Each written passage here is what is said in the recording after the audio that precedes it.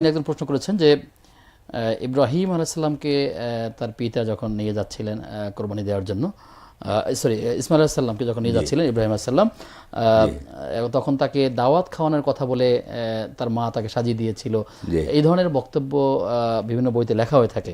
আসলে কোরআন কি বলে ক্ষেত্রে? কোরআনের সূরা আস-সাফাতের 102 নম্বর আয়াত, সেখানে আল্লাহ তাআলা বিষয়টা উল্লেখ করেছেন। ফালাম্মা বালাগা মাআহু সা'য়া ক্বালা ইয়া বুনাইয়া ইন্নী আরা ফিল মানাম আন্নী আযবাহুকা ফানজুর মাযা তারা, সূরা আস-সাফাত 102 নম্বর আয়াত। তো ছেলেকে বলল, আমি স্বপ্ন দেখেছি তোমাকে আমি জবাই করতেছি। ফালাম্মা বালাগা মাআহু সা'য়া ক্বালা ইয়া বুনাইয়া ইন্নী আরা ফিল মানামি আন্নী আযবাহুকা ফানজুর মাযা তারা ক্বালা ইয়া আবাতি ইফআল মা তু'মার সাতাজিদুনি ইনশাআল্লাহু মিনাস সাবিরিন।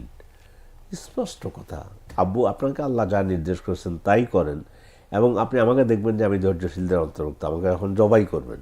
তো আল্লাহর কোরআন বলতেছে এক কথা, আর এগুলো হলো গাঁও গ্রামের কথা, হাটে বাজারের কথা। বললো যে সাজিয়ে দাও, তারপরে এভাবে সাজিয়ে দিলাম, দাওয়াতের কথা বলে নিয়ে গেল, দাওয়াতের কথা তারপরে না, এই ধরনের কাজ ইব্রাহিম আলাইহিস সালাম করেননি, এটার সাথে এটার কোনো সম্পর্ক নেই। জি, এটি সরাসরি কোরআনের আয়াতের সাথে হয়তো সংঘর্ষের ভুল বক্তব্য। করছে কিনা প্রশ্নকর্তা। জি, জাহেলি যুগে অনেক সময় ওই মেয়েদেরকে জীবন্ত কবর দেওয়ার জন্য অনেক সময় না এরকম বক্তব্য আছে। এই যে আপনি উনি যে প্রশ্ন করেছেন এই বক্তব্যটি যে এবার সাজিয়ে দাও, দাওয়াতের কথা বলে নিয়ে যাওয়া হচ্ছে, অনেক কথিত বক্তারা ওই কথাগুলো বলে থাকেন, অনলাইনে এমনটি রয়েছে। আল্লাহ তাআলা তাদেরকে বা আমাদেরকে সহ জানার বোঝার তৌফিক দান করুন। আমিন। শাইখ, আরেকটি প্রশ্ন